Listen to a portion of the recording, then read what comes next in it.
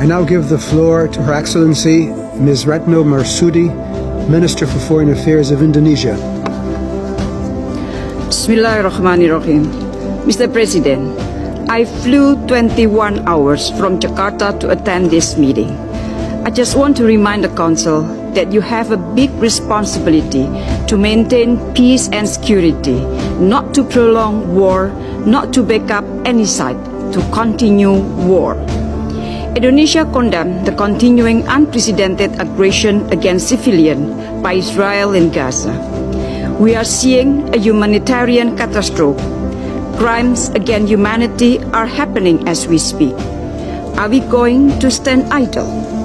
Attacking hospitals, religious places, blocking access to power, water, fuel, and displacing population of the Gaza Strip are being conducted as a collective punishment. At the same time, civilian hostages are being held. Their lives are in critical danger. So I come here to ask the Council, how are you going to exercise your responsibility? When are you going to stop the war in Gaza, create ceasefire, open access to humanitarian assistance, call for immediate release of civilians, stop the illegal occupation of Israel? I have to repeat it. Stop the illegal occupation of Israel. Every second wasted due to political disagreement and failure for consensus represent a humanitarian defeat for the Palestinian and creates further instability for the world.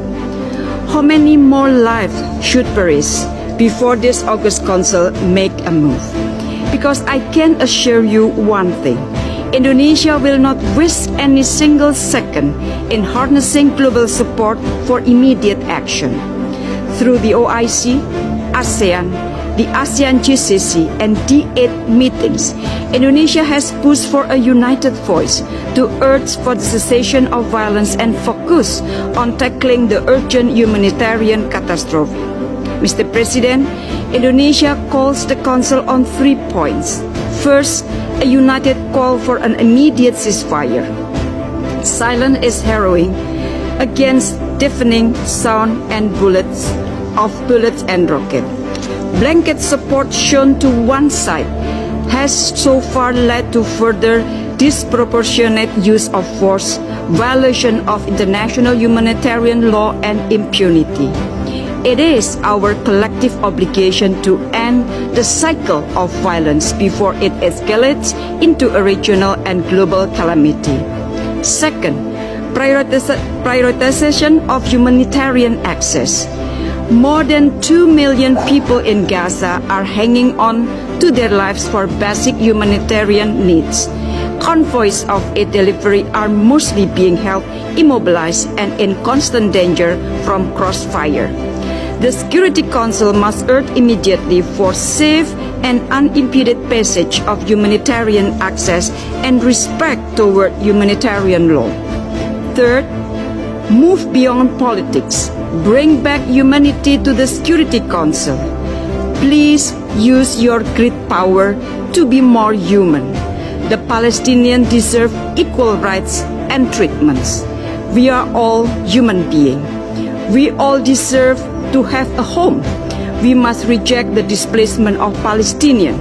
We must not let the 1948 tragedy reoccur.